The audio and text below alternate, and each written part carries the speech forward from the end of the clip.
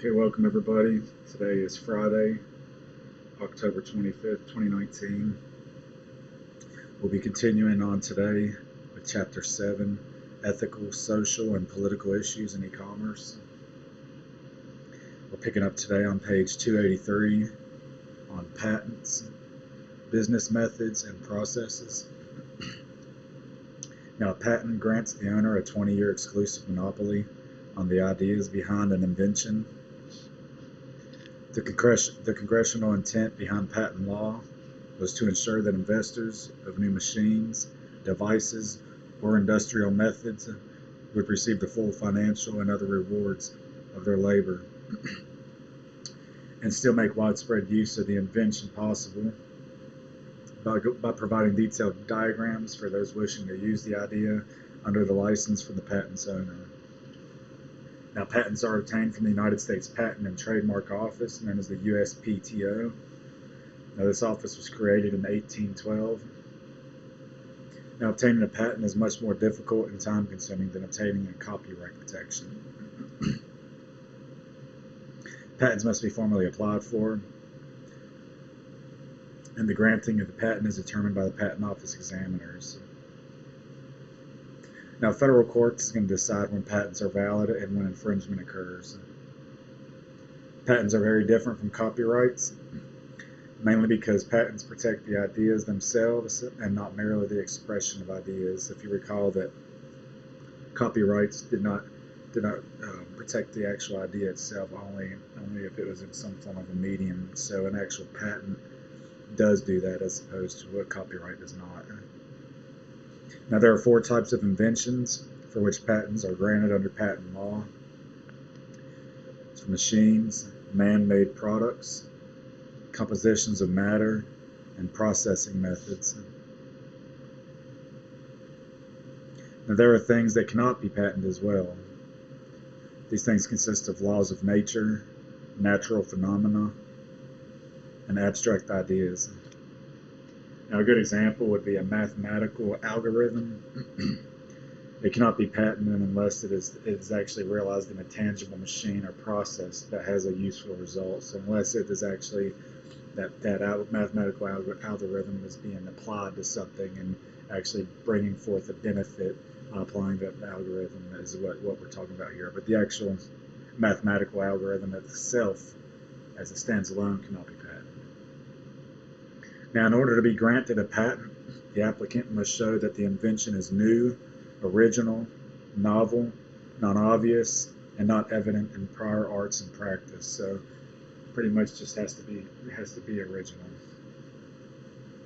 Now, as with copyrights, the granting of patents has moved far beyond the original intent of Congress's first Patent Institute, and it was to protect the industrial designs of machines. So that was Congress's original intent, was to protect industrial designs of machines. And really, at the time in which these patents was originally created, that's really all it was really necessary for. If you think about the time that the civilization was in, that the economies were in, it actually makes sense. Sorry, you all, bear with me. I got a little bit of a cold this morning. Now, since then, patent protection has been extended to articles of manufacturing. This was in 1842. To plants in 1930, surgical and medical procedures in 1950, and software in 1981. Pretty much any software program can be patented as long as it's novel and not obvious. Now, the danger of patents is that they stifle competition by raising barriers to entry into an industry. They do so because patents force new entrants to pay licensing fees to incumbents and slow down the development of technical applications of new ideas. Now, next we're going to talk about some e-commerce patents. So in 1998, a legal decision that was derived or came out of the court case of State Street Bank and Trust versus Signature Financial Group Incorporated. This legal decision ultimately paved the way for business firms to begin applying for business methods patents. But the court ruled there was no reason to disallow business methods from patent protection or any step-by-step process, be it electronic or chemical or mechanical, and these processes that involve an algorithm in the broad sense of the term. The State Street decision led to an explosion in applications for e-commerce business method patents. Now, the critics of online business methods patents argue that the Patent Office has been too lenient in granting such patents, that the supposed inventions are just merely copies of pre-internet business methods and do not constitute inventions. So they're saying that these methods have been around for quite some time, that the only thing different now is that it's the internet, so the platform's different in which these methods are being used, is what they're saying there. So trademarks is going to be our next thing. Online infringement and dilution in terms of trademarks is what we're going to be focusing on. So trademark law is a form of intellectual property protection for trademarks. Now, a trademark is a mark used to identify and distinguish goods and indicate their source. Trademark protections exist both at the federal and state levels in the United States. Now, the purpose of trademark laws is twofold. First, trademark law protects the public by ensuring that it gets what it pays for and what it wants to receive. So we know that we're getting a tried and true brand from the consumer's perspective. And secondly, the trademark law protects the owner who has spent time, money, and energy bringing the product to the marketplace. And now what this owner is going to be protected by from this trademark is against piracy and misappropriation of their creation or their invention. Now, federal trademarks are going to be granted for a period of 10 years and can be renewed indefinitely. Disputes over federal trademarks involve establishing infringement. The test for infringement is also twofold: market confusion and bad faith. Use of a trademark that creates confusion with existing trademarks. This causes consumers to make market mistakes or misrepresents the origins of goods and is an infringement. Now, the intentional misuse of words and symbols in the marketplace to extort revenue from legitimate trademark owners.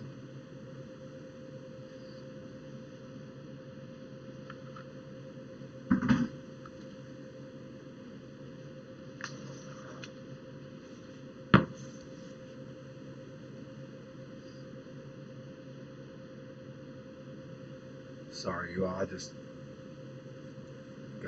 lost my spot here for a second. Okay, I apologize. So the purpose of the trademark law is twofold. So he said that this disputes over federal trademarks. Sorry, there was a huge bug that just ran across the floor here, a big spider, so it kind of startled me there. If you're wondering why I was startled here, but sorry about that. Here we go again. Federal trademarks are granted for a period of 10 years and can be renewed indefinitely. Disputes over federal trademarks involve establishing infringement. We said that. It's twofold. So the intentional misuse of words and symbols in the marketplace to extort revenue from legitimate trademark owners is prescribed here. So in 1995, Congress passed the Federal Trademark Dilution Act, known as the FTDA. Now, this created a federal cause of action for dilution of famous marks. And this legislation dispenses with the test of market confusion and extends protection to owners of famous trademarks against dilution. Now, dilution is going to be defined as any behavior that would weaken the connection between the trademark and the product. Trademarks and the internet.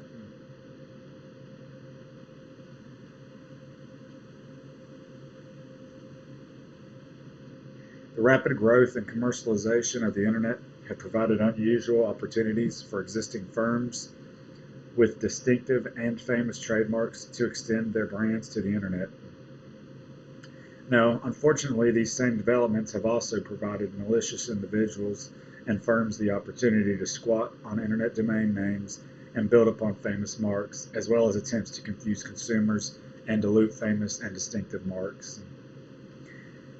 Now, in response to a growing number of complaints from owners of these famous trademarks who have been finding their names and trademark being appropriated by web entrepreneurs, Congress passed the Anti-Cyber Squatting Consumer Protection Act, known as the ACPA, in 1999, in November of 1999.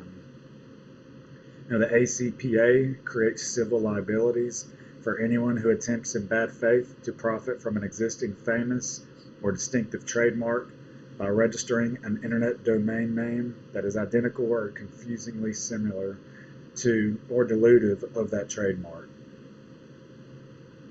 Now, the Act prescribes using bad faith domain names to extort money from the owners of existing trademarks, which is known as cyber squatting, or using the bad faith domain to divert web traffic to the bad faith domain that could harm the goodwill represented by the trademark, create market confusion, tarnish or disparage the mark, which is cyber piracy. So,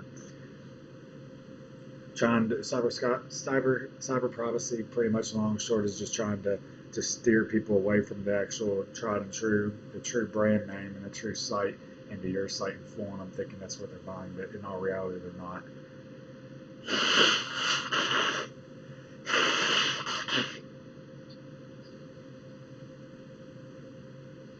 So, cyber squatting and brand jacking. A little bit more about these. We touched on what they actually are. Now here's some examples of what's actually happened in the real world in terms of cyber squatting and brand jacking.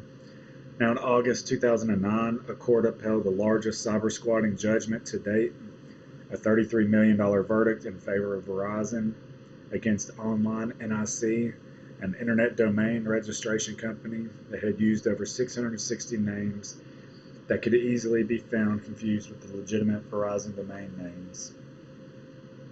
Another instance in 2011, MarkMonitor looked at incidents of brand jacking in the online sports apparel industry and found almost 500 cyber squatting sites. So, something that happens quite often in reality, and something that we should be aware of as consumers, and obviously as practices that we don't want to practice if we actually go about building an e-commerce presence at some point. Now, cyber piracy, once again, it involves the same behavior as cyber squatting, that is with the intent of diverting traffic from the legitimate site to an infringing site, just as we mentioned before. A good example of cyber piracy is in the court case of Ford Motor Company versus La Pertosa. La Pertosa had registered and used a website called FordRecalls.com as an adult entertainment website, and the court ruled that the FordRecalls.com was in violation of the ACPA and that it was a bad faith attempt to divert traffic to the La Pertosa site and diluted Ford's wholesome trademark. Now, typo squatting is a form of cyber piracy in which a domain name contains a common misspelling of another site's name, and oftentimes the user ends up at a site very different from one they intended to visit. Meta tagging. The use of trademarks and meta tags is permitted if the use does not mislead or confuse consumers.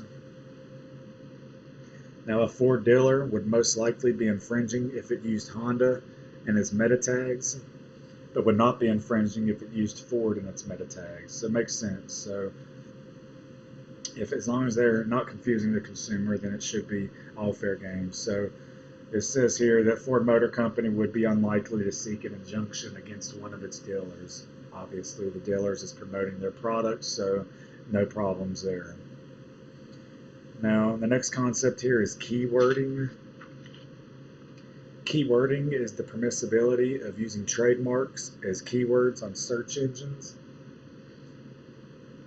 Now, the keywording is going to depend on the extent to which such use is considered to be a use in commerce and causes initial customer confusion.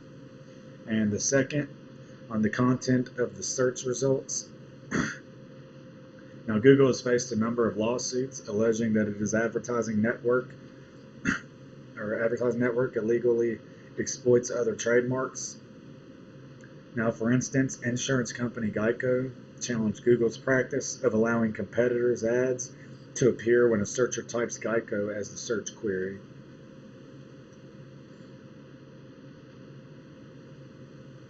Currently, Google allows anyone to buy anyone else's trademark as a keyword. In February 2011, Microsoft decided to follow this practice, as well as Bing and Yahoo search.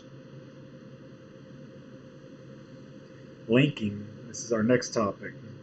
Linking refers to building hypertext links from one site to another site.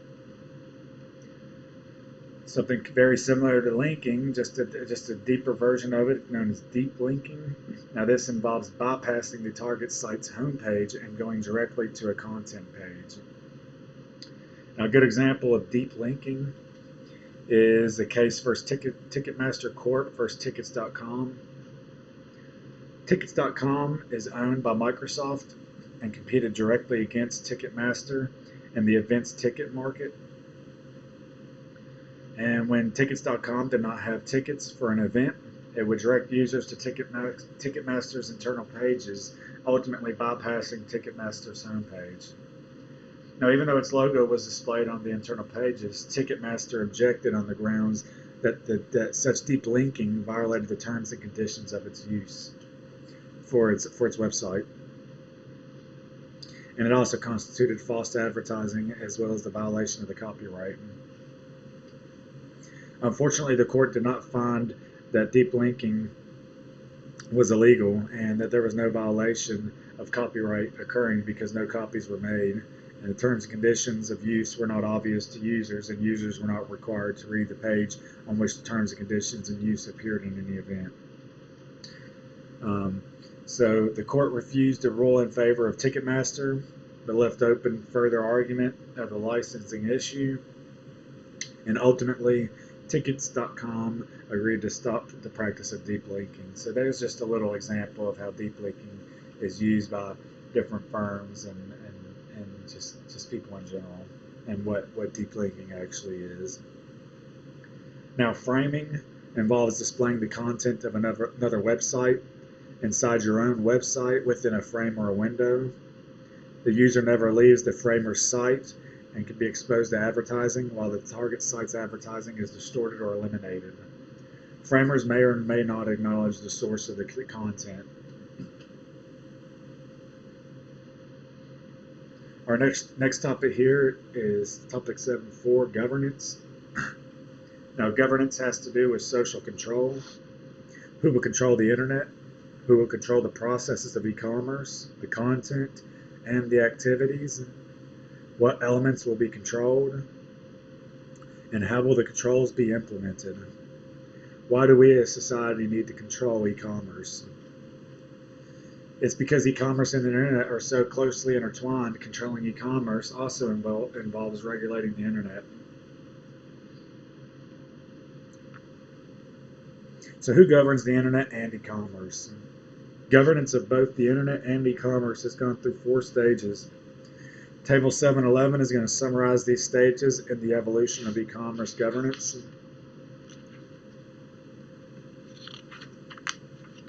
So if we take a look at Table 711 on page 290, we can see the evolution of governance of the internet.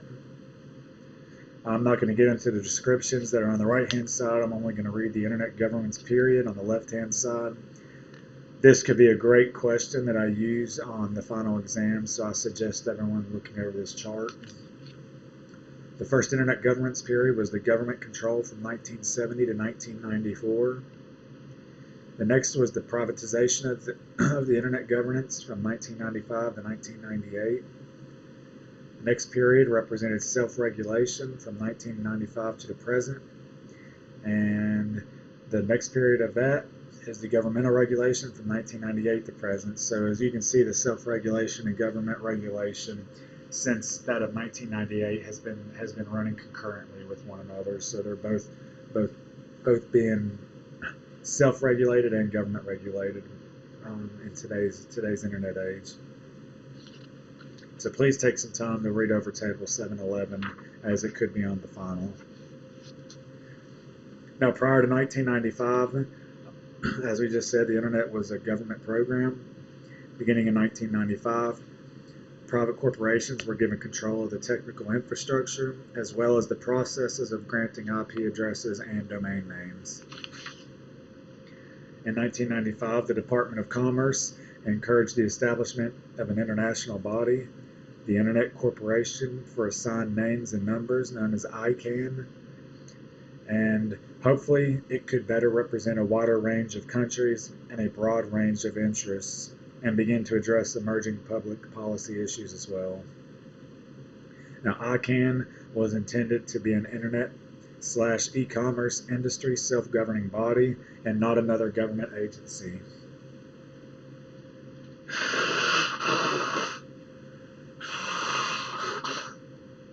I apologize, you all.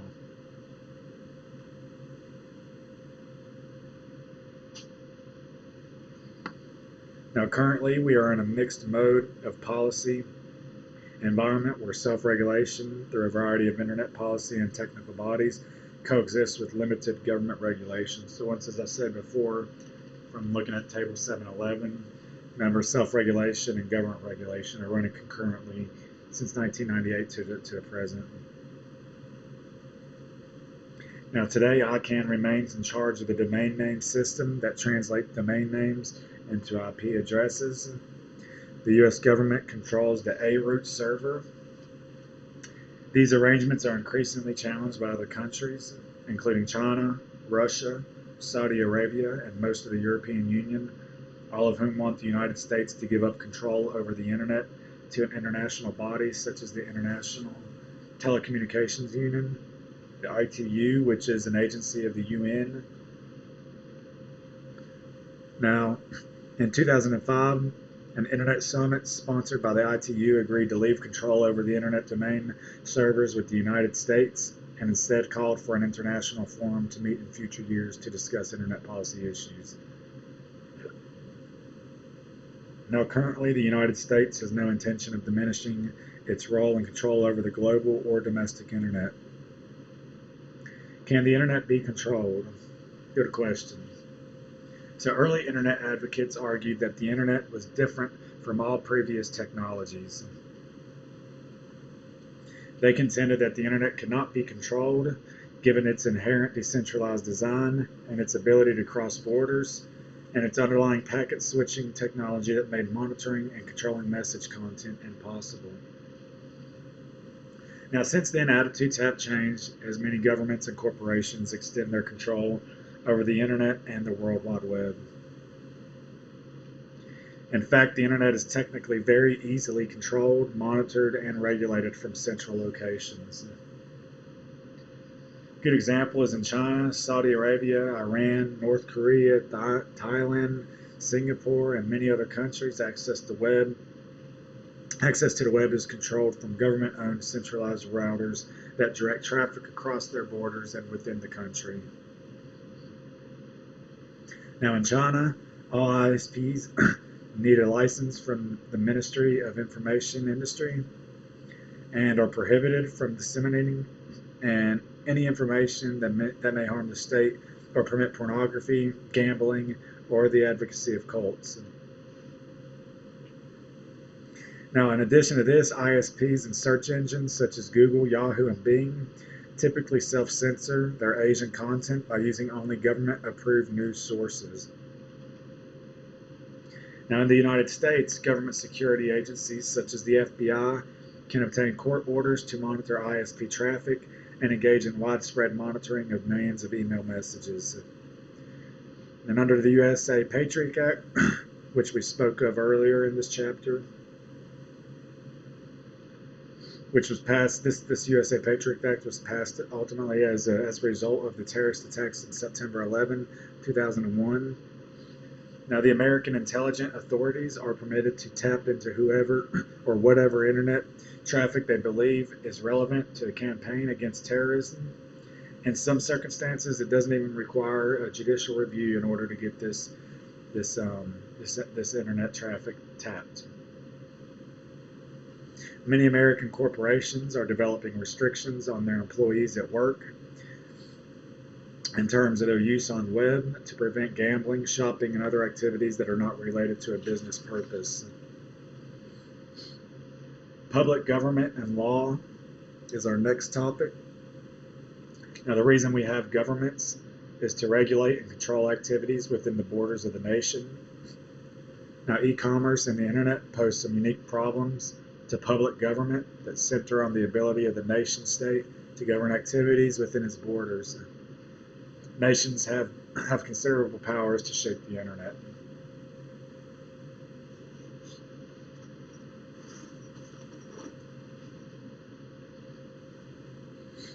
Now, taxation. This will be our last topic for the class today.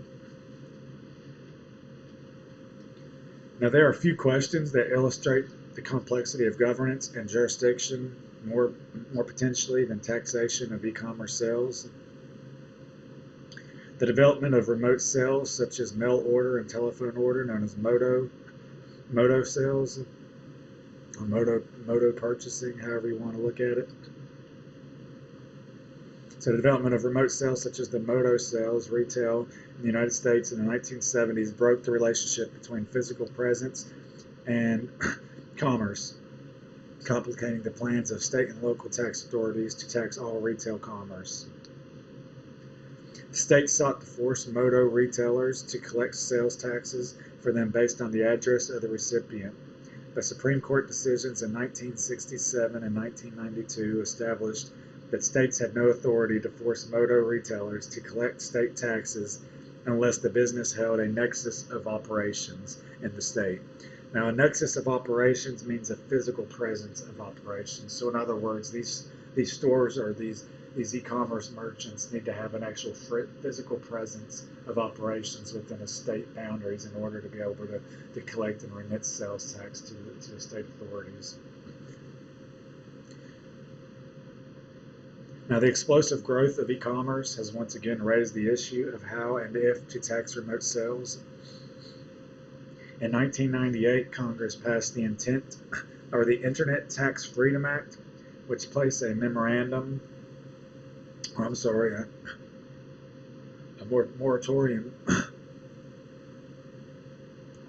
on multiple or discriminatory taxes on electronic commerce, as well as on taxes on internet access for 3 years until October 2001.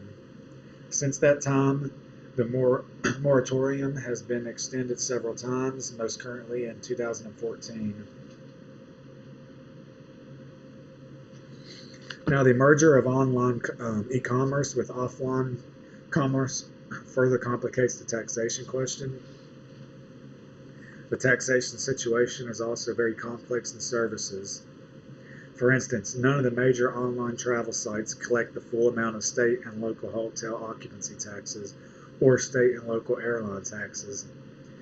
Instead of remitting the sales tax on the full amount of the consumer's purchase, these sites instead collect taxes on the basis of the wholesale price they pay for the hotel rooms or tickets. So obviously taxation is a big ordeal when dealing with online e-commerce and online sales. That's all that I have to cover for today. We're finishing up a little early. So on Monday we will wrap up Chapter 7. I will post Chapter 7 homework over the weekend so that people can get started on it. So that's it today. We'll pick up on Monday on page 293 with net neutrality, and we'll finish the chapter and most likely do either one of the insight on business dealing with internet sales tax battle or the case study at the end of the chapter that deals with the Google Books settlement. So that's all for today. I hope everyone has a good weekend. Be on the lookout for the homework, and I will see everybody in class on Monday.